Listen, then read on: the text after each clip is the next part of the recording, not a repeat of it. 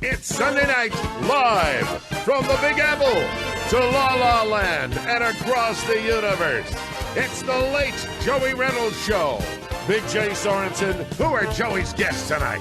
Thank you, Shotgun Tom Kelly in Los Angeles. Joey's got legendary talk show personality, comedian and writer Dick Cavett. Comedian, singer, impressionist, actress, and author Marilyn Michaels. With our new feature, it's Hollywood's media expert and author Michael Levine, author of The Operator, Firing the Shots That Killed Osama bin Laden, and My Years as a SEAL Team Warrior, former U.S. Navy SEAL Robert O'Neill. Plus the winner of the L.A. Music Critic Awards for his debut album. His new album, Lonely Town, Lonely Street, getting rave reviews and includes his current hit single, Rainy Night in Georgia. We've got vocalist Frank Shiner, along with guitarist Sherrod Barnes. And now, here's Joey!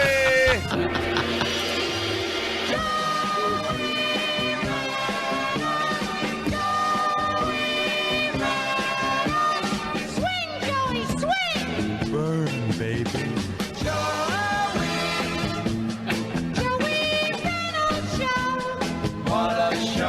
Show.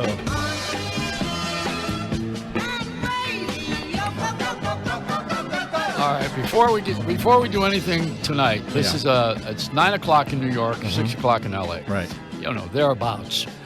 How many people are listening to this show in a car?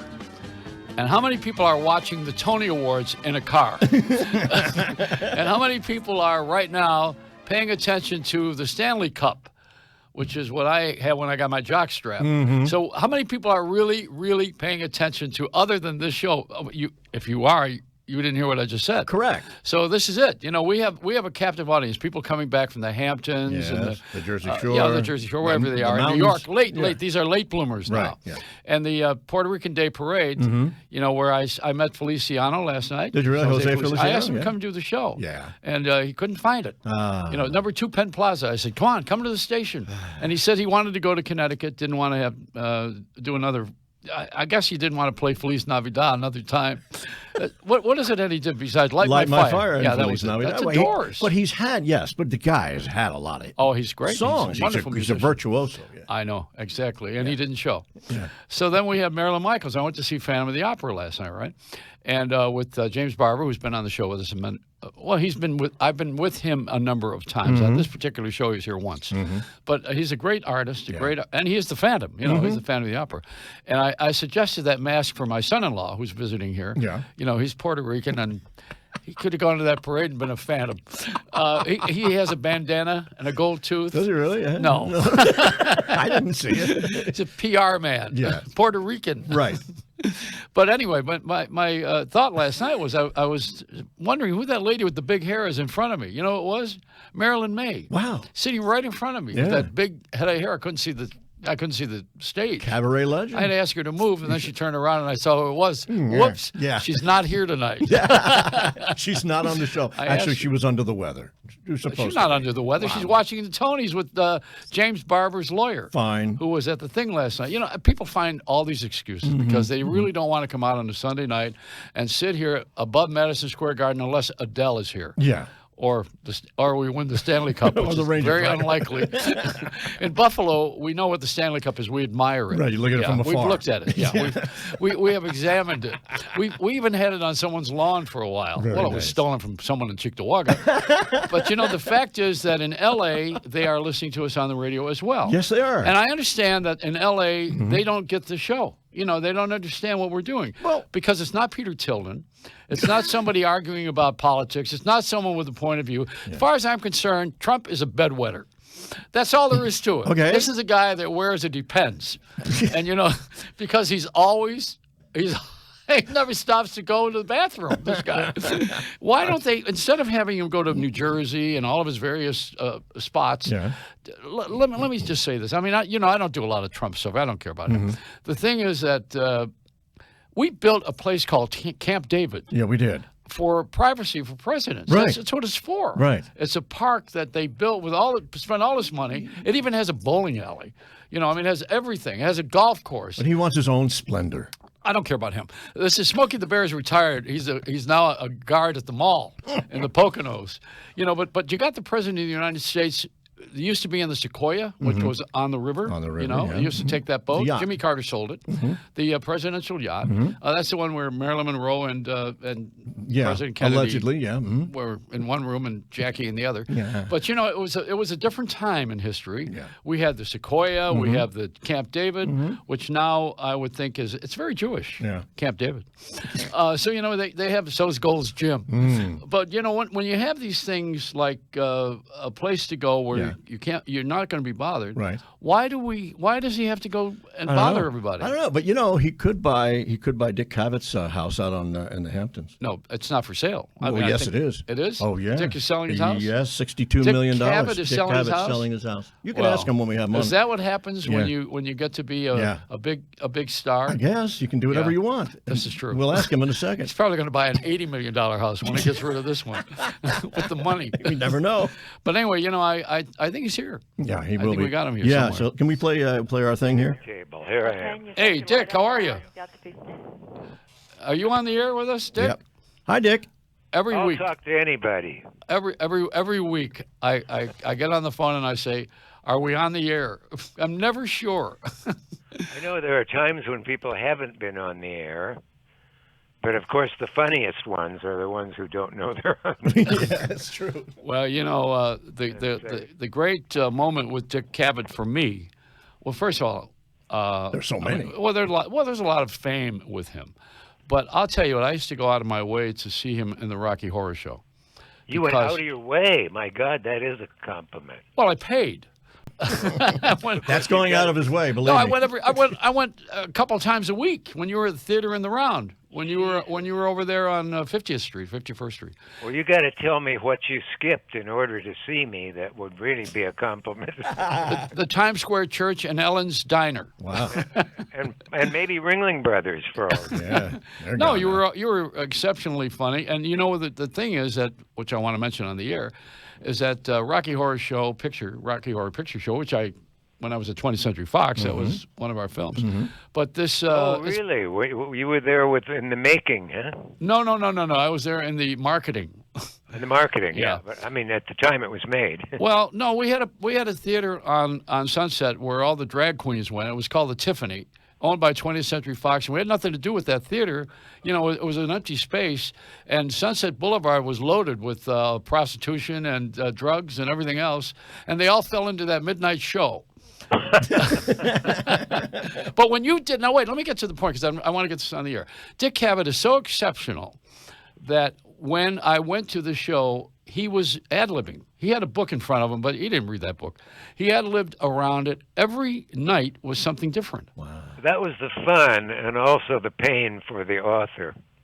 No, come on. You were great. I mean, I love to go to see Dick Cavett, and then I would go home.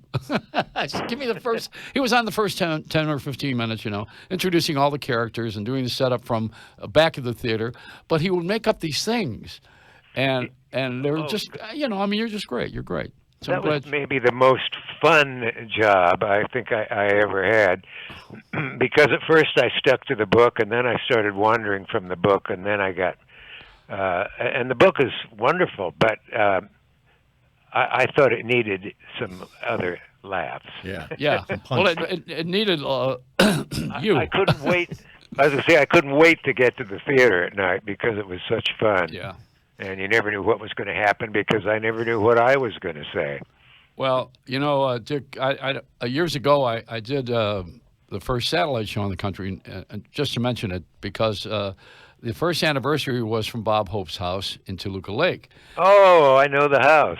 Well, I got down on his knees when I found out that his hearing aid was in his chest. And he said, "What are you doing down there?" And then I realized when I met you at the Friars Club, I went over and I was so enamored, I got on my knees and I said, "You know, I've been doing this too much lately." Is that true about Hope's hearing aid? It is. Yeah, you My know. God, because that's really interesting to know, because Hope would never admit having to use a hearing aid. Oh, boy. Well, he didn't hear anything I was People saying. would say, "Well, are you kidding? He must have one because he heard what I said," and he would never admit that. But, wow. But I know later on he went almost deaf beyond the reach of a hearing aid because who was it who told me they did a show with him and he couldn't hear, as the British say, jack shit. Well, whatever it was. And, and he'd say, you would say, what's the name of your new musical? And he'd say Chocolate instead of Beyond the Sea, or whatever it really was. Well, now, Dick, I want to ask you something. He would not reuse the damn thing out of vanity. Now, listen, because I want to get this, I want to economize. I love you in the studio, and I want you to come in and spend time with us. And this is a short form show, and you're the master of the long form. So here, well, you are. So listen, this thing here, I want to ask you about something. I read your writings on Facebook, and you're still doing it. Are you the one? No, a lot of people do. Come on, a lot of people love you. Well, you never do know. You never know. How many people are there. Well, at one time I stole Jay Leno's material. He knew. Oh boy. But you write this great stuff and contemporary stuff. So today, now the latest stuff. Just give us a little shot of what you're thinking or what's going through your crazy little head today. Today? Yeah. What was going through it? Wondering if I was sure that 2 house guests were coming today or next week. See, that's his life. And that can create a certain form of anxiety that getting a laugh doesn't help. But they did come today, and everything is quite all right. You've been watching? Have you been watching the news, or have you turned off to that now? Oh, is there something interesting in the news? No. That was duller than Doggy Doo Day, know. The big story today was the ducks are dying in the pool by the Lincoln Memorial. Don't even repeat it. Why are you doing that? Well, wait a minute. Is somebody president now? Yeah. I'd like to know. Nobody will break it to me who it is. Maybe you don't. They cross themselves. Well, when you were on the air, you weren't too much of a political animal on the television. Yeah. If you haven't, I insist that you cannot go on and tell people we know each other unless you have seen my Watergate show. That's when it was on PBS. It's really terrific. I don't get credit for it because I only was inserted in it, 10 or 12 times. Yeah. But check it out. And I realized that I lived in the most interesting of times, that is through Watergate and through the Vietnam War, and bearing out the old saying of, I've forgotten what sage person in the arts, a Chinese saying, may you never have the ill luck to live in interesting times. That's great. That's great. We did, but you went to Yale. I did. I went and came back. Do you think we graduated too many lawyers? You mean in life itself? I don't include me in your we. I didn't graduate in Yeah, apparently, because I know of some women who are working because their husband's law degree isn't worth, as the British say, jack shit. Yeah, here we go again. Now, I want to. No, that's sad because it's a hard course to crack and to go through. But now, we're on classical work contains the line "kill all the lawyers." No, of course. This is Shakespeare, right? I don't think he meant it that way, though. I think it was a metaphor. I've never killed a lawyer. I don't repress you for. Only with kindness. Yeah, and fees. Now, Dick, when this particular show here, we've expanded the franchise a little bit. We're on the internet and on television, and so we want to see your pretty face next time. But, we're on the air in New York and in L.A., and I think your presence was mostly New York with for all of your television years. But, yeah, this is true. There would be the obligatory week or two in L.A. every year. But Yeah. But did you ever embrace the thought of going to L.A. and doing the show from there? doing the talk show from there? Yeah. Yeah, I think every year I did either 1 or 2 weeks, and I'm virtually certain it's 2 weeks in L.A., and that was fun, partly because you could come back. Wow. It's great to do a show out there. When Jack Parr was still new, and he went out to L.A. with his talk show, which was new, and he said, we had a terrible time getting guests. We had to pull strings to get Jack Bailey. Wow. He was doing Queen for a Day. Mean anything to anybody? The next time Jack went to L.A., I was working for him. And he had Red Skelton and Bob Hope and Rita Hayworth and just every giant name. I remember Peter Lorre was such a great guest. Yeah.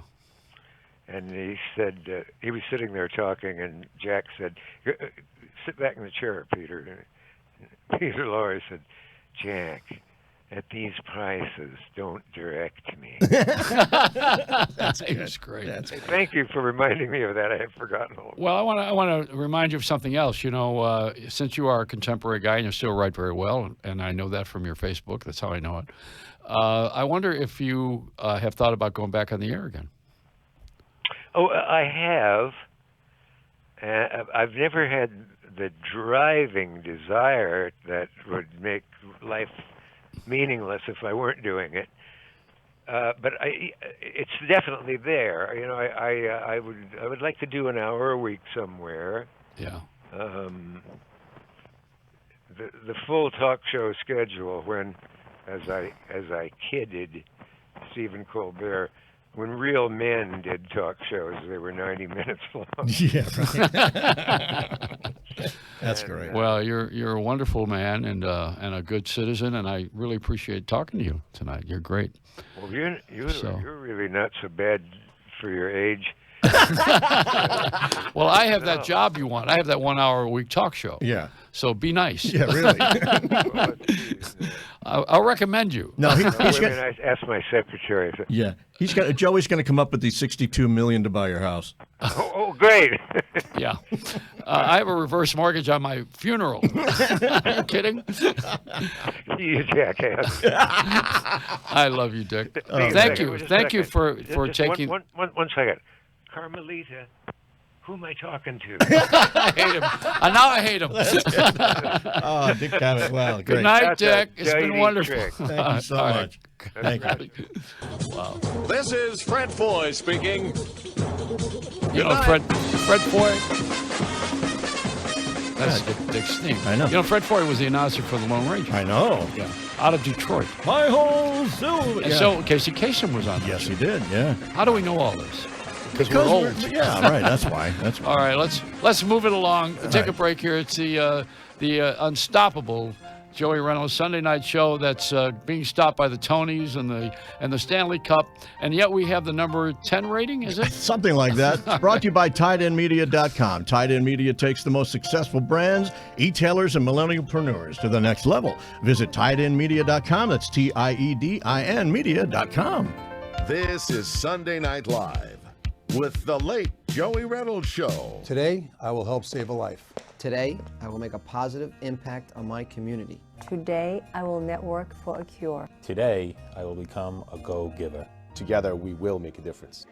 Our mission at pinktide.org is to bring the business community together to support organizations that have a direct impact on our community. Join a growing movement that will contribute $100,000 to local charities each quarter. Visit pinktide.org and join us in making a difference. Life in Plainview, Long Island is about to get sweeter. Plainview Chocolate Works will be opening their sweet doors stores in June, offering premium Belgian chocolate delights. Get a mouth-watering candy selection to satisfy the most sophisticated sweet tooth. Oh, this is sweet. Have the ultimate party experience inside a hands-on chocolate studio. Plus, get custom-branded chocolate gifts that will take your personalized party favors and corporate gifts to a sweet new dimension. Plainview Chocolate Works creates one-of-a-kind 3D chocolate sculptures, customized gift baskets for any profession or occasion, dipped to perfection platters, homemade truffles, and more. You'll love giving back to the Long Island community with chocolate charity, as 5% of your Plainview Chocolate Works purchases are donated back to pinktie.org. Their efforts support charitable organizations in the local community. Learn how your purchases are making a difference, and soon, details about the Plainview Chocolate Works grand opening date and festivities. Call 516-252-3855 or visit pinktie.org/Chocolate Works.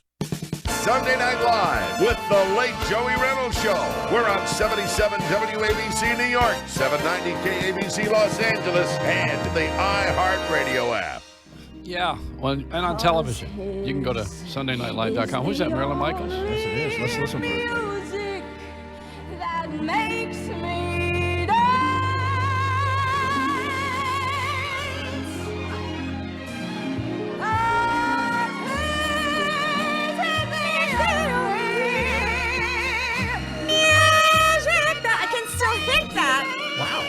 Look at you.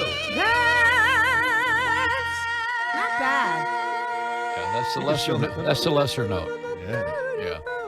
But you know, we had Marilyn on the show when we were doing the show from Times Square, right? Yeah. And she broke windows. She did. Remember? We were in a window. Glass broke. Oh, Yeah. Oh, I love it when you talk dirty to me. Glad I sat behind Marilyn May last night at the Phantom. You would have broken the chandelier with that voice of yours. Thank you, darling. She's a very great singer. I just adore her. Different. Very different. Yeah. Very, very different. She does a love letters series, you know, a bunch of songs that are classic standard songs and strings them together. Yeah. We wouldn't have had time to do that here tonight. Not anyway. tonight, no. She's too busy finding an excuse to not come here. She's watching the Tony. And I was the excuse, darling. Yes. But we're so Marilyn and I are so different. I mean, she's a big fan of mine, and I'm a great fan of her. What's with the lighting here? Because we're on television. It's like the abortion light over here. This is terrible, like from 1952. Well, you got Russ Markowitz from NBC. You know, we're using their old equipment. Yeah, I mean, really. I'm using my old equipment too, baby. Yeah, but I know. And you're starting to look like Sue Simmons. Ba-da-bum. You know, we're in New York on the air, and we do it from New York. And the L.A. people have an inferiority complex about the show sometimes. Word leaked out to me that they don't think we're paying enough. So tonight we get a little shot. Well, yeah. I mean, I don't know why the hell all of a sudden they've been watching first of all, they shovel out all this garbage on television, and you know, like TMZ and all these things, all that crap that they have, but we can't give them. You know, I'll tell you something. Today I was in the building, and I said to the guy outside, I said, "Am I too late for the garbage?" And he said, "No, jump in." You know, this is the kind of building I'm staying in. Yeah, right. Yeah, wow. But you know, we have an LA presence now, and Marilyn Michaels has been such a big celebrity ever since, my God, Ed Sullivan. 64. I just don't want you to go too far back. And then it will be all right. We will discuss it, all right? Because I know you fly back and forth, all right? You live in a valley. Where do you live? That's right. Where? In Fort Lauderdale. And you fly just like that, back and forth? Well, that's what you do, honey. You get on a plane and fly. But you know, I don't fly my sex life is being massaged at the airport. Oh, really? Yeah. Well, lead me. Tell me which airport to go to. I'll go. LaGuardia. I never got lucky at LaGuardia. Yeah, you get felt up pretty good there if you have a bad knee. So Fort Lauderdale. So back and forth. Well, so what? I mean, people go back. Look at what Trump does. He's always somewhere where he don't belong. I don't want to look at what Trump does. Well, what I mean is the location. It's location. Do you know that I know him? I mean, we did things together. Yeah. Did things? You mean dating? As in things? No. Oh. People asked me. I'll tell you. Okay? And I haven't told anybody this. So it was a big thing. But Stan Seidenberg, right? You were Yeah, talking to him earlier, right? And he called Well, me he hadn't into. booked you in 23 years. In 20, yeah, I was cursing. So him all of a sudden he pretty booked bad. you on this show. Yeah, I know. What a friend. Everybody's been booking me on this show. Everyone's called me. But they brought me in to be a celebrity, and there he was in Donald, and he was much younger, very attractive man. I mean, really gorgeous, gorgeous man. And for some reason, I thought, did he make a pass at you, or did he do this? And it was for Evander Holyfield was there that night, and I said, all the the flash bulbs went off, and they're shooting, and I said, I want him to remember me. And as we're standing there, and the light, and I just kind of grabbed his little tushy, and he liked it. Wow. He really did. And that's my big Donald Don't Trump do that in the story. Oval Office. No. It's been done already. We have the Puerto Rican parade today. And I know, but I'm going to tell you what happened, that I didn't go to the parade because tanto lo lampasentando nada, al canto solo, oh my God, ole my carino solo. I have no idea What is what she I'm saying? saying. It's just more that Sid Caesar gibberish. It was, yeah. When you had a little while ago your impression of Carol Channing. Yeah. And she was in Hello, Dolly, and Bette Midler's up for the Well, Tony I want Award. to tell you something, okay? Like, everybody's running to see her. And they are paying, like, absurd amounts of money to see her. I mean, how much? Oh, throw it out there. 700, 800, not enough. 900. I decided that it's too much money. I mean, I know she's a great performer. She does a great job. Oh, she's so terrific. But I decided that if you don't want to spend that money, that I am going to do the show on 2nd Avenue and 5th Street for $5.95. I'm going to do it as Bette Midler. No one will know the difference. Wow. Well, I loved her in Beaches. Yeah. I mean, they never forget that song. Yeah, I know. Beneath my the wind beneath my wings. Beneath. That was She's a great. Who wrote that? Was that Paul Williams? Michael Levine's on the phone with us from L.A. Yeah. Levine and Vine. That's But where it's he too lives. expensive to go and see a show. I mean, what about the kids who want to see Broadway shows? Well, I saw Phantom last night. It's $150 to see it. Well, that's okay. It's okay. I mean, for Andrew Lloyd Webber, it's not okay for me. Oh, see. Is his wife still in it? I don't know. All right, so Michael Levine, are you there, Mike? Not for long. Michael Levine, the great Michael Levine, live from Hollywood. Oh.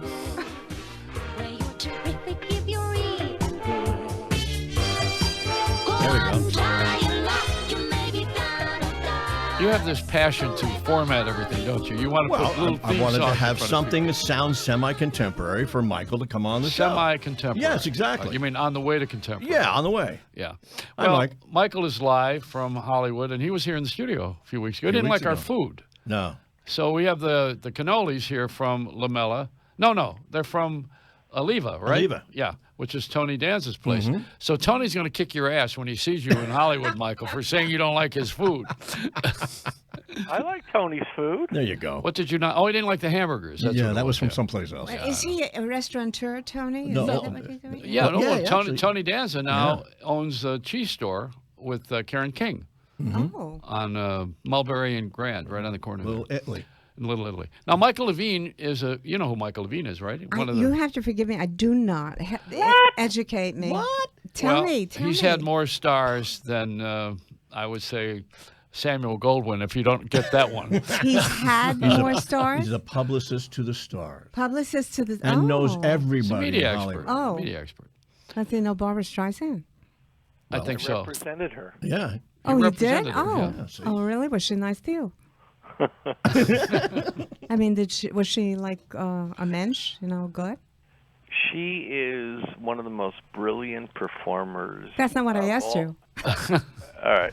I said, was she nice to you? Excuse me for talking while you're interrupting. Oh, thank you, darling. She was one of the greatest. She is one of the greatest performers of all time, greatest voices of all time. Now, does that mean that she is, as most or all superstars, demanding? Sure. Yes. That's how she got to the top.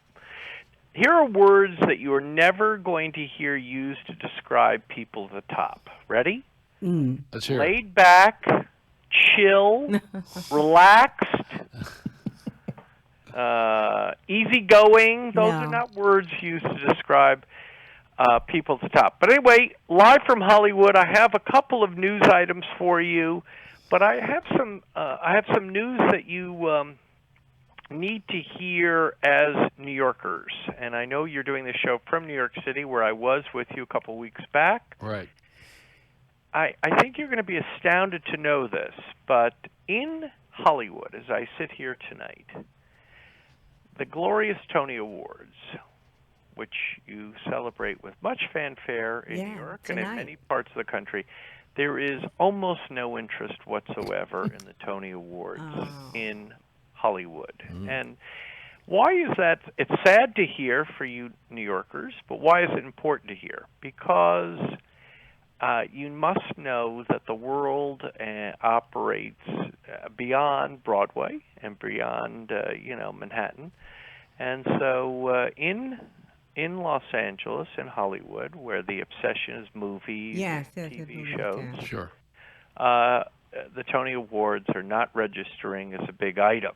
Well, they all want to be on live theater, like Kevin Spacey's the host of the show. I mean, well, they all want the credibility of Broadway, which is there's no question there's a prestige to it, but in terms of pop culture, what's of interest to them is movies, Netflix. And it's a movie reality town. shows, the Kardashians. Absolutely. Oh yeah, well, the Kardashians are the Gabors of the century. You know, the Gaborian family. Good line. What about talking about those kind of boys? I was very good friends with Louise Long, who was the physical therapist for the stars, and I used to go to her, as a matter of fact, to lose weight. I met her through Rona Barrett. We're throwing old names around. Rona Barrett was also an important. I remember Rona. Well, she she's the used one to talk like that. And she was wonderful, but I don't know what happened to her. She was excellent. She made a lot of money in and real friends estate. with Eddie Fisher. She moved She to. spoke this way, like a robot. That's how Rona spoke. I remember it well. Did you know her, and are you friends with her? I was. Michael. I did know her. Oh, God. I was living with Bob Marcucci at the time, and he managed her. And she decided that I would be a good assistant. I was just a young man starting, and Bob says, why don't you handle her affairs? We can get her a flight. She's going to Chicago, and I asked for a jumbo jet from United. I said I wanted first class and coach for her ego. And I think when she heard that, I was done with Bob Marcucci handling her affairs. Well, she was like, didn't she come after that was Hedda Hopper and Luella wait. Parks Let's with fairness here, and I'm friends with some of the producers of Entertainment Tonight. That was her show. She created that show. She did. She did. It was her idea, wow. And also the wicked things that happened to the stars. She had that idea. Bob was developing it for her. She was very bright. She did teen magazines is how she started. Yes. And she was a schlub, and she lost all this weight with Louise Long and looked pretty glamorous. Wow, yes. And moved to Truesdale and was friends with Mike Kerb, who at the time was lieutenant governor and the head of MGM Records. I mean, this is a while ago. But listen, I gave. See, L.A. is not a big town. There's a mirror at one end. It is. I want to confirm for the audience, Joey is right. Hollywood, though it appears very large and international, is really a pretty small town. Yeah. And everyone, it's like if you work on Broadway, everyone knows everyone who works on Broadway. And if you work in Hollywood, everyone knows everyone who works on Hollywood. That's right. Well, you're great to call us, and I want you to be here again next week because we have a low-budget show, and I'm going to fix you up with the pillow guy and what else? Chocolates. Everything we got. So, Michael, does Michael fly back and forth? Yeah, go ahead. Let me just quickly tell you what's on the minds of people in Hollywood. Sure, please do. Okay, here we go. Number 1, the death of Batman. Oh, yeah, Adam Batman. West. Good guy. Huge amount of coverage on the death a Batman. So the original Batman, Adam West. Yeah. Passed away. 88 of leukemia. Wow. People here are really, I mean, there was a very strong emotional tie for many people in Hollywood to that show and, of course, to the franchise it gave birth to. Number 2, Bill Maher's Apology. Bill Maher's Apology has drawn a tremendous amount of interest. It looks like he is through the worst of this crisis, and he's going to somehow skate by this crisis of where he used the N-word on a show a week before on HBO. And he was really, really castigated for it. He apologized. Seems like he is going to escape this crisis. Did he say Negro or did he use the informal? Oh, no. Oh, you mean the slur? He went all the way, yeah. Okay. And the third and the most concerning story is we're in the middle of summer, 18 weeks of summer, where 40% of the movie box office is produced. In 18 weeks, 40% of the entire gross for the year is produced. Movie attendance way down. People are, as you well know, not going to the movies nearly to the degree they once did. Well, everything's a sequel. Wonder and Woman. Everything is a franchise. Wonder Woman is not doing well. I think even the popcorn was last week's. Well, now, but I want everyone to understand the consequence because Joey's right. Everything is franchises. Everything is sequels. And that means that if somebody today came up with an idea for a movie like The Godfather, no can do. Yeah. No well, can do Mike, how about let me just ask you off the top of my head here. What do you think? And I know you were friends, and you've always been very supportive, and I expect that to be. Yeah, but I talk straight, son. I know you do, but I want to ask you, what about this show with its L.A. Marriage? L.A. and New York. Yeah. It's very unique in today's world to have two of the most important markets covered simultaneously is tremendously unique, So it is a great opportunity for you. On the other hand, it's a big challenge because we know that Los Angeles has certain passions, certain interests, and New York has certain passions and certain interests, and they don't always coincide. So, but your unique style of radio and presentation, there's no one like you. You're an original. Well, I like hearing that. You are. I guess. Michael. We got to end it there. Michael, did we meet on Facebook? I'm not sure. Are we friends on Facebook? I don't know. You should be. Michael Levine. Yeah. And, I mean, you're always with the stars and taking pictures with stars and movie stars. Michael, I think I know you. Or Michael Levine, a shidduch. Michael, I know you. Well, it's a high honor to talk to you all. I hope you're having a glorious evening. Not that good. Mike, we love you. We're having fun. So come back. Will you be on next week? Yep. Happily. All right, we're at the corner of Levine and Vine. Right. There you go. Nice. All right, we'll be right back. Thanks a lot. Hold on. And Marilyn has a new book. We want to tell real quick. It's not out yet. I know. But that's so nice of you to think of that. I know. What's it going to be called? It's going to be called How Not to Cook for the Rest of Your Life. There you go. All right. Thank you so much. All right. Now you gotta do some business here. And I then do. We'll come back. The late Joey Reynolds Show brought to you by Leap EDU. Become part of the high-paying, fast-paced New York real estate industry. Call 844-303-5327 or go to leapedu.com. Even if you're in L.A.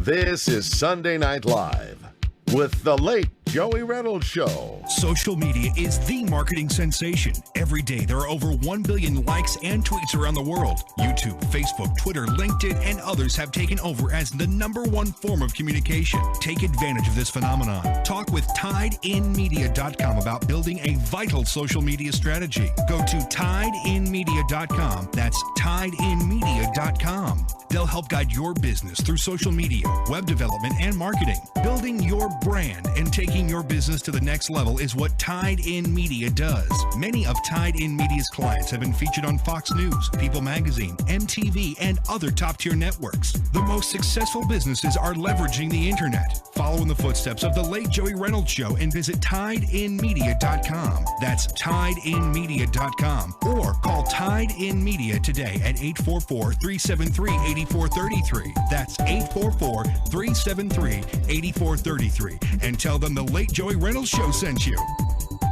Are you in debt? Can't make your monthly bills? Are you making your payments but the balances aren't going down? Bankruptcy might be right for you. Don't be fooled by debt consolidation. The process is expensive and can take as long as 5 years. Debt consolidation is a business. Bankruptcy is the law. Go now to nybankruptcy.com. Schedule a free consultation with a duly licensed attorney. Don't put your financial life on freeze for 5 years. Start rebuilding your credit in as little as 90 days. Debt settlement? Most people can't settle their debt because they don't have the money. Bankruptcy is your fresh start. Go now to nybankruptcy.com to schedule your free consultation. Your financial life will be reviewed by a duly licensed New York attorney. Each case must be reviewed and there are rules that apply. Not all debt is dischargeable. Not all people will qualify. Bankruptcy is not the end. Bankruptcy is the beginning. Visit nybankruptcy.com today. You can listen on air or online. Plus, watch the late Joey Reynolds Show right now with streaming video at SundayNightLive.com.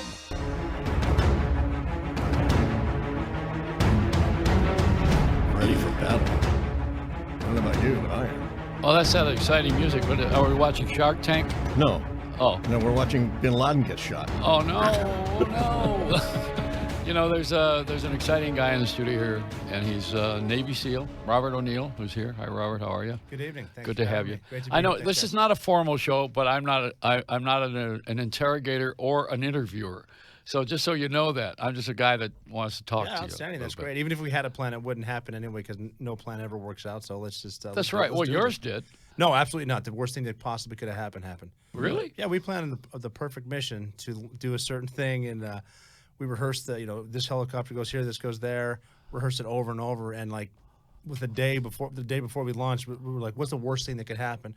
And someone said, "Well, the helicopter could crash in the front yard," and that's exactly what happened. Oh boy. So the worst thing imaginable happened, but we were prepared to do it. We've done a lot of missions before that one, so we just learned to be prepared for what you do, be good at your job, and then when you get there, Murphy's going to show up, and if nothing's wrong, the only thing that's wrong is that nothing's wrong. You live in New York? I stay up between here and Texas. Yeah. Where are you from? I'm out of Butte, Montana. Did you join the Navy? I joined the Navy out of Butte, Montana on accident. Seriously, I was playing college basketball, and I was going to do that forever until I got a degree and then worked with my father. And I had what did your father do? He was a stockbroker. Okay. And then I got dumped by a girl, so I decided to join the Marine Corps. You have a beautiful wife here. Is that your wife? No, yeah, she's going to be my wife very soon, yeah. Yeah, well, we're hitting better hurry. I'm happy he's got his eye on her. No, she's gorgeous, yeah. She's my best friend, too. We have so much fun together. Well, they all say she's real nice. I mean, with due respect. Mean as a snake, but gorgeous, so I put up with her. Can we call you Bob? Rob. Are you Robert by your father's name? No, I'm just, they named me Robert. I go by Rob my whole life. Yeah, because I don't want to be Joseph. When I was a kid, I was Joey. Then I went to school, and I became Joseph with the nuns. Yeah. And then I became Joey again. What happened? I was Joe in college, too, for a while. But, we play with our names. And, I mean, ever since, people see me out and they recognize it. So it's Rob or Bob or Robert. Or I haven't heard Robbie in a while. But so you hear a lot of it. I mean, it's fun, yeah. People have been friendly. And they've even called me by my former rank of senior chief. And it's like, I'm out of the Navy now. It's just Rob's cool. There's no more names like Betty. We don't have that anymore. That would be... that's a classic. It is a classic name. Well, we don't have any Janes and Betty. No, they're coming back. Those old names are coming back. Names. No, now there's Katisha. That's a whole different story. That's a whole different deal. Yeah. All right, now I notice you're an ink guy. You got the tattoos. Yeah, that's a Navy thing. I didn't know if I was ever going to, and then I decided to get one overseas one time, and they just kept coming. Well, you look like the Illustrated Man. Yeah, they're good. That's I always knew though I'd eventually wear suits, so I would keep them above where the sleeves go in the collar, and a neck tattoo. You might as well just have them put. A collar. But the Illustrated Man was a movie with Rod Steiger years ago, and it was about tattoos. But a very handsome tattooed guy. Well, he was not that attractive. I got to ask you about something because I was thinking about this is my own sense of what's going on. the whole idea of separation. I think we've separated everybody beyond repair. With the cell phone is probably a good way to it's a prime separate example, yeah. and put people together. It does both. It's a curse and it's a blessing. It has a double purpose. So we have a separation of age, of gender, of color. We separate every way possible in the society right now, and religion, of course. We also, the British, I think we're very English, we're very German, and we're very French, because we have a European background as a country. And then everybody else who came later, but I think that's how this got established. I can agree with that. In this time. So now, for the Germanic language and the French influence and the British style of governing, I think what I'm getting at is what they did every time they went somewhere, they would separate by religion. They did it in Israel and Palestine. They did it in Pakistan and India. This is a divide and conquer kind of philosophy, in my opinion. And even Dr. Belfer, when he established the State of Israel, he said one more fact and it alters the picture. And so you want to be factual about it. But in this case, where you were in a country that is separated, you were in Pakistan. Yes. Now, part of that is, and the same as Dominican Republic and Haiti. That's the same island, but they're separated. Although that's French. That's by the French, not the English. Yeah, right. Yeah. So here you got a separation country. Yeah, Pakistan, Arabs, Kurds. We Indians, never wanted them to know we were doing this mission, did we? No. Why? If we would have told them, it would have leaked to someone in the Pakistan intelligence service that knew Bin Laden was there, and he would have been gone. And, right. And I'm not saying for sure someone in the Pakistan military knew. I guarantee someone in the ISI knew. They had vested interest in their part of the world in order to keep their country a little bit diluted, if you will, from an attack from Al Qaeda, and keeping Bin Laden safe did that for them, and that's part of their interest, and they can still live in denial. We're all allies with each other as long as it's doing us the best, and Pakistan's no different than a lot of our other, Saudi Arabia. Yeah, they want to help us with some things for this reason, then totally not on the other. So that's just the way it is. And we knew, and President Obama put it best when he said, "I'm not even saying 100% Bin Laden's there, but I guarantee you guys can go in, find out, and get back." And he was, right? He was there. President Obama said he didn't know for sure. There were people in certain agencies that convinced me he was definitely there. I knew we were going after him, but. We also knew that if we told anyone in Pakistan, it would be over. This all happened with Hitler. Once they got the bunker, and then for years people were saying he moved to Argentina. Yeah. Every time somebody gets shot or killed or the erased. Conspiracy theorists, because we didn't land on the moon and the Earth is flat. Right. Yeah. What does all this come from all the time? What is I think it's just because they want life to be more exciting than it actually is, and having been a part of missions that I've seen turn into movies and all kinds of talk and articles, it's like the simplest thing you think happened. That's what happened. And as far as like the people that say, well, Bin Laden worked for the CIA and then we carried him out and now he's living wherever. It's like, or he died in 2001. I don't even care, because how do you explain to someone something that happened? I saw it happen. Yeah. And you made it happen. Well, the team got me there. I mean, I happened to be the guy that turned the right corner, but I did what any other Green Beret, Navy SEAL, Ranger would have done. I just happened to be there, but I saw it. So it's one of the, and we got rid of his body in a professional way, but burying him at sea just so there would be no shrines. But how did everybody know that it was him? That comes from the people that were smarter than us. We're the end of a big team. I don't like the term tip of the spear, but there's a big spear behind what we do. People were working on him for years. They knew he was there for 5 years. We just happened to be told 3 weeks prior, go in there and do what you do. I noticed you mentioned your father, and so I'm assuming you're a family guy. Oh, yeah. And I think everybody in this country is a family person. We come from tribes. We come from families. We go back to the family, if you can. And in your case, you must have something with your dad that's very wonderful and special, and you're carrying a message right now. Yeah, we had basketball was what we did together, and the free throws that we would shoot at the end of every one of our practices helped with some of the precision that I had with my training, because we wouldn't leave when our season started. We wouldn't leave the court until one of us made 20 in a row. What have you written a book about all this stuff? Yeah, my book just came out. It's called The Operator. It was released on Amazon.com. It should be in all the stores right now. It's been a bestseller for 6 weeks. We put it out in late April. So the operators, and it's an American story about a guy from Montana who didn't know how to swim, who got talked into being a Navy SEAL, made it to that, and somehow ends up in Bin Laden's bedroom. It's not a story about killing Bin Laden. That's chapter 23. It's a story about you can do anything you want as long as you work hard. Yeah, that's it. Avoid negativity and don't believe the haters and never quit. How did you feel when you pulled the trigger? Right then, I did my job because he was a threat. It was a target identification.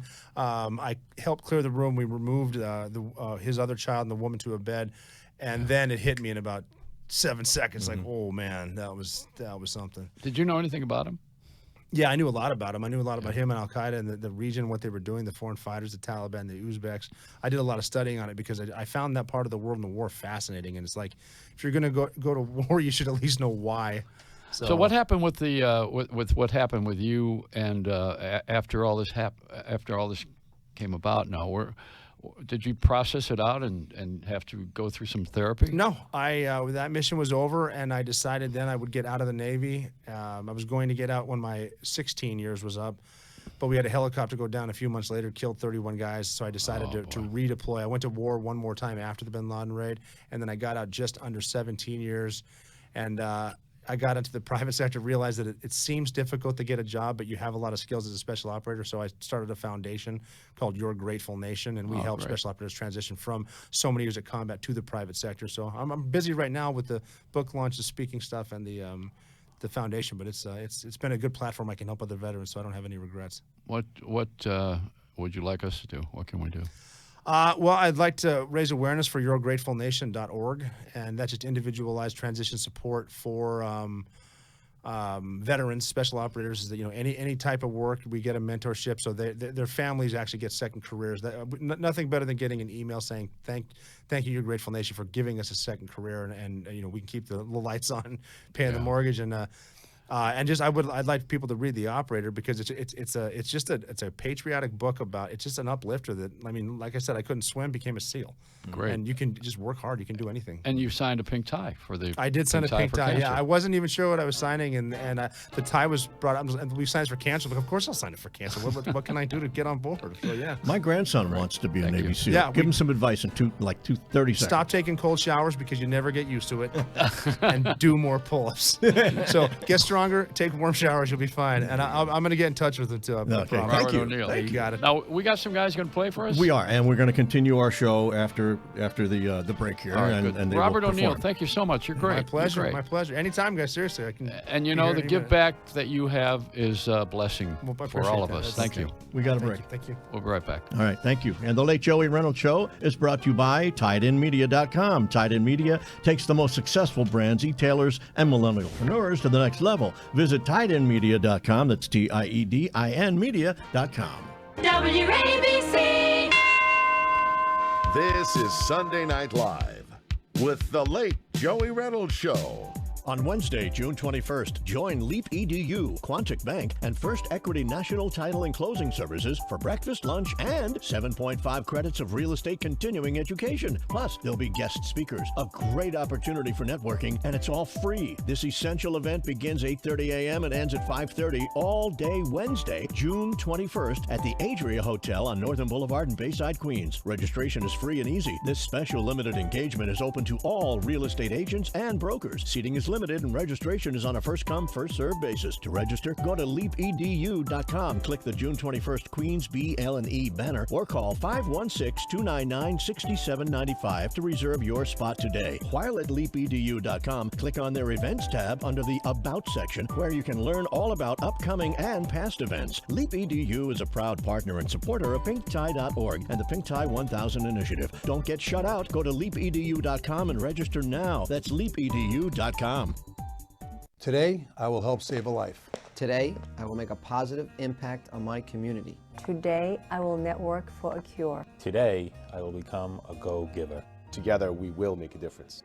Our mission at pinktie.org is to bring the business community together to support organizations that have a direct impact on our community. Join a growing movement that will contribute $100,000 to local charities each quarter. Visit pinktie.org and join us in making a difference. Life in Plainview, Long Island is about to get sweeter. Plainview Chocolate Works will be opening their sweet doors in June, offering premium Belgian chocolate delights. Get a mouth-watering candy selection to satisfy the most sophisticated sweet tooth. Oh, this is sweet. Have the ultimate party experience inside a hands-on chocolate studio. Plus, get custom-branded chocolate gifts that will take your personalized party favors and corporate gifts to a sweet new dimension. Plainview Chocolate Works creates one-of-a-kind 3D chocolate sculptures, customized gift baskets for any profession or occasion, dipped to perfection platters, homemade truffles, and more. You'll love giving back to the Long Island community with chocolate charity, as 5% of your Plainview Chocolate Works purchases are donated back to pinktie.org. Their efforts support charitable organizations in the local community. Learn how your purchases are making a difference, and soon, details about the Plainview Chocolate Works grand opening date and festivities. Call 516-252-3855 or visit pinktie.org/Chocolate Works. From the NJDiet.com studios, WPLJ HD3 New York, 77 WABC New York, a Cumulus station. News now.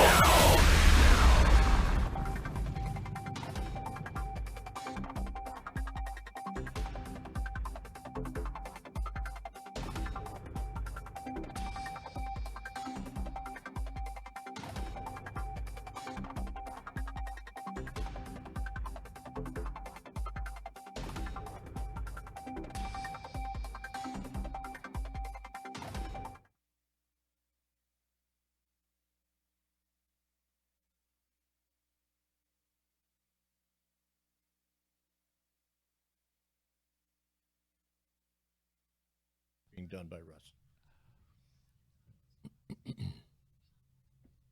Okay.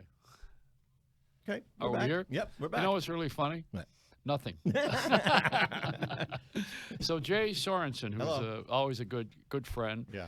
And, I don't consider you to be a co-host because I don't need anybody to host with me. I'm your sidekick. And I don't consider you to be a sidekick because I kick other sides. Yeah, that's true. He kicks everything. But I consider you to be a good friend. Thank you. And you're mine, too. I wish that you were my sidekick. We can't afford you.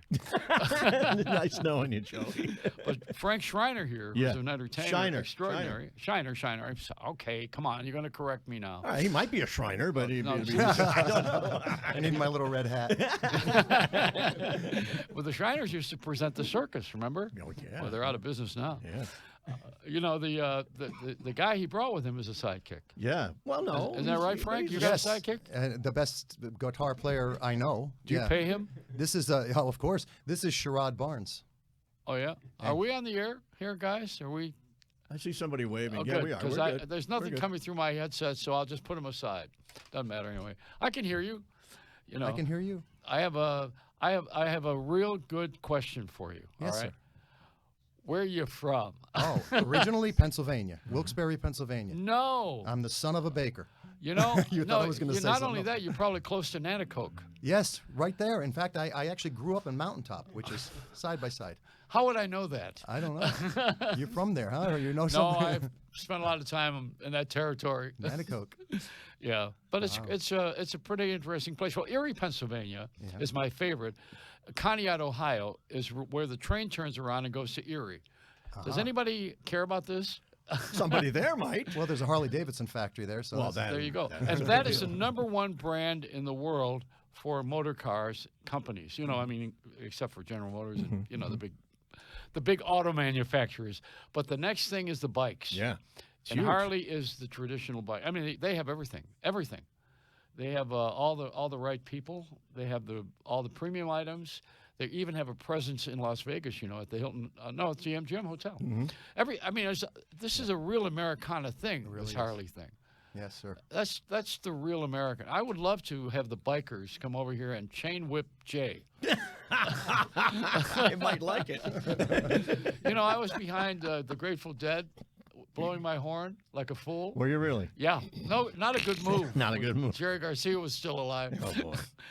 You should never be stuck behind the dead. No, really.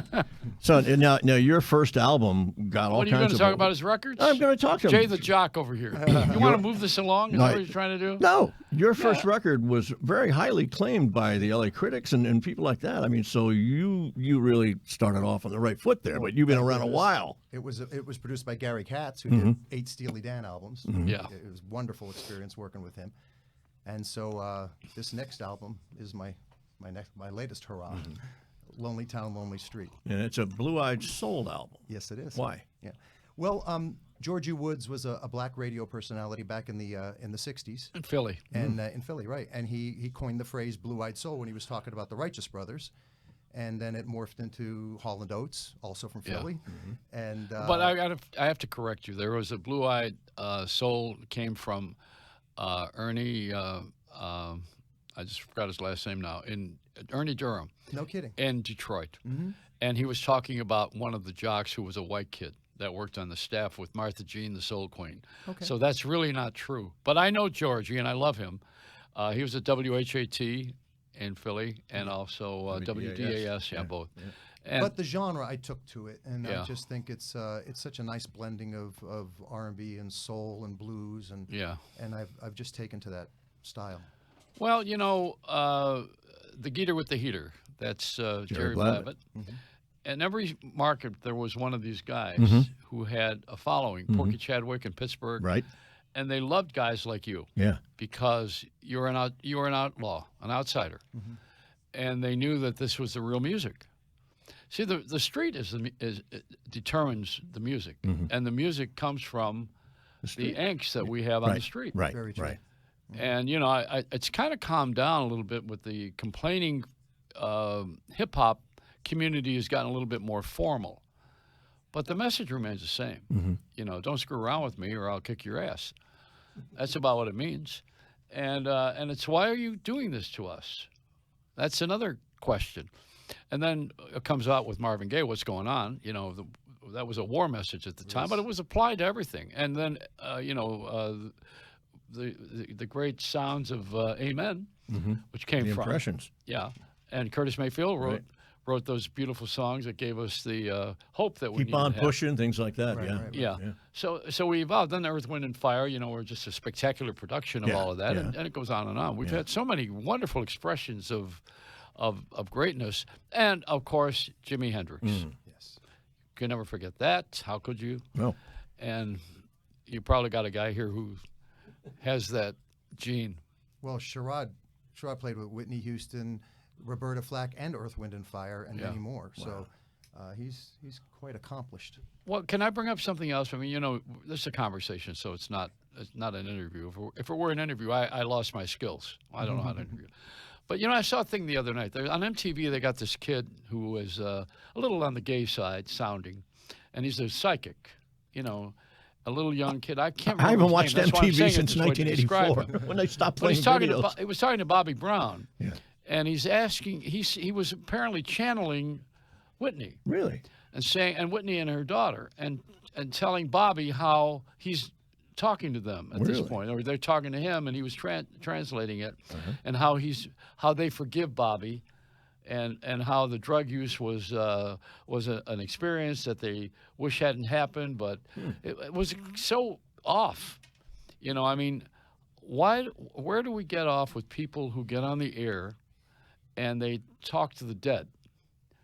And we believe that. You know, there's a certain segment of people who think you actually are able to talk to the dead. I mean, you know, we had Ouija boards in the 40s where you would move the thing around and you would meet your medium. And we had people who a lot of them were fakes.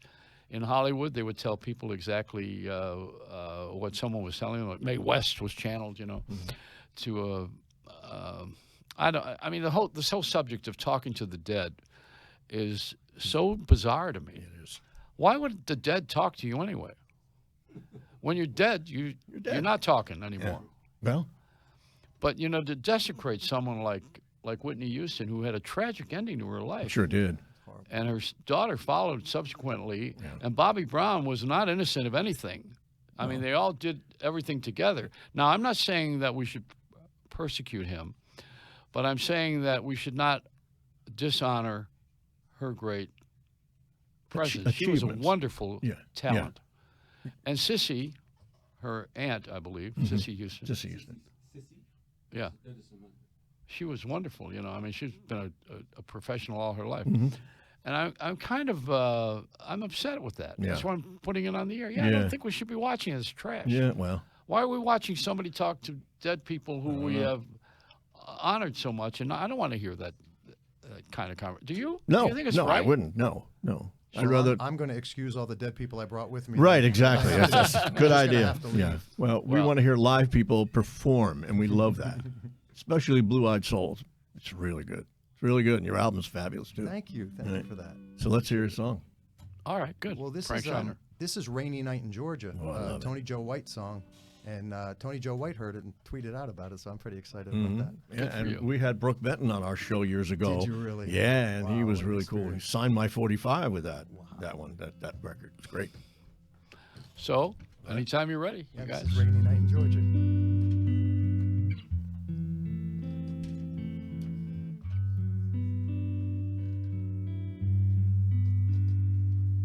Hovering around my suitcase, trying to find a warm place to spend the night.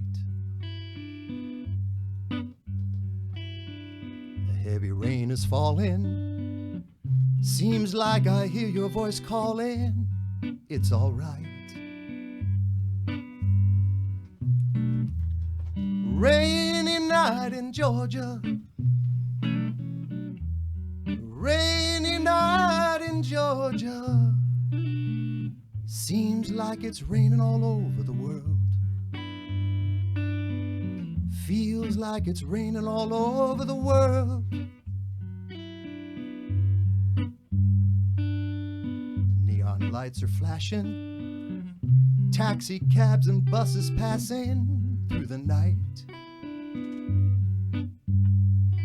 The distant moaning of a train seems to play a sad refrain to the night. On a rainy night in Georgia, on a rainy night in Georgia, Georgia, Georgia, I believe it's raining all over the world. Feels like it's raining all over the world.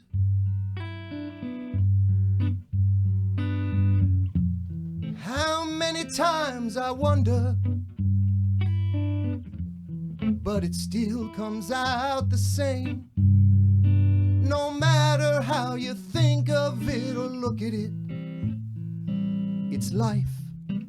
You just got to play the game.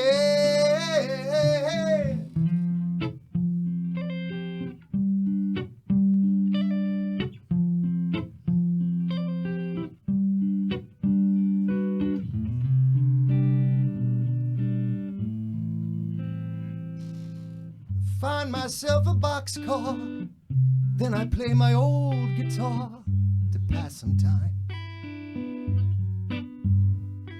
Late at night when it's hard to rest, I hold your picture to my chest and I feel fine. But it's a rainy night in Georgia. It's a rainy night in Georgia, Georgia, Georgia. I believe it's raining all over the world. Feels like it's raining all over the world. Raining, raining in Georgia. Raining, raining all over the world. All over the world.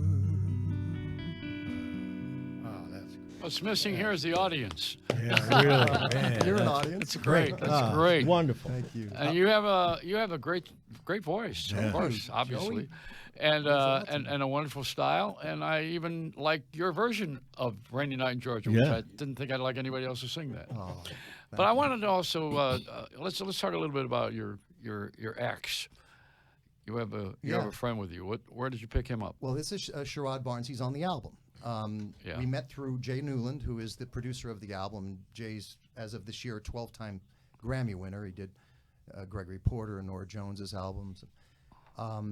So I guess Sherrod and Jay were friends and had worked together, and he introduced us, and it was magic. Well, you're not from Scranton. You're not from Scranton, Wilkes-Barre. No. I mean, you have more brains than that. North Carolina, right? Yeah, which is actually the home of the airlines. You know, if you're on useless air, which is now called American. I loved how he was playing bass and you- regular guitar at the same time. I love that. You like it? I picked up on that. So Yeah. he's done not only on the album, but in the live show as well. So it's just wonderful to work with him. Well, so what are you doing with your career? Where are you going to be? Where do we see you? Next, July 8th at 54 Below, right In here New the York. city. In Right New here York. in the city. It's such a cool venue. It's the best club in New York. I love it. It's great. I absolutely love it. Yeah. And That guy really wants to be in the business. The guy who owns that club. He built it. well, Michael Feinstein bought in, right? So Well, they're using his name. He used to be at Regency, which is the hotel that was owned by Lowe's, and he died. You know, the Lowe's guy died. Yeah. So they moved the name over, the franchise over. He's also at the Roosevelt Hotel in L.A., which was Feinstein's. Yes. But Michael's great. He's got a great name, and he's the Great American Songbook name. You know. And you're more in the rock and roll genre. A little bit there, yeah. and the Studio 54 is where all the drugs were. They certainly were. You're in the basement where they manufactured all the drugs. Wow. Well. All right, so we're going to see you there when? On what date? July 8th. July 8th at 9:30 p.m. We have about almost a 90-minute show. Okay. And if anybody likes the album, they could go to frankshiner.com or. And it's spelled S-H-I-N-E-R. S-H-I-N-E-R, just like a punch in the eye. There you go. And so what other songs you got on that album? We've got How Can I Be Sure, one of the Rascals Young Rascals record. songs. Yep. Right. And we've got She's Gone. Hall & Oates. And Hall & Oates. And we've got an Amy Winehouse song as well, wow. Love is a Losing Game. It's really a beautiful song. That's great. And we've got a dozen songs. Great. You writing anything? Are you writing anything? I am writing. I'm actually in the process of putting it together. Good. Okay. Well, you're going to come back? Yeah, I another would time. love to come Absolutely. back. Thank you for coming on. Frank Shiner. Thank you Great, for having great. me. We'll be All right back. We got to wrap it up. Thank you. Oh, we done? Say goodnight, yeah. Oh, hey, all right, I'll say goodnight. Yeah, say goodnight. Let a smile be your umbrella, but don't get a mouthful of rain.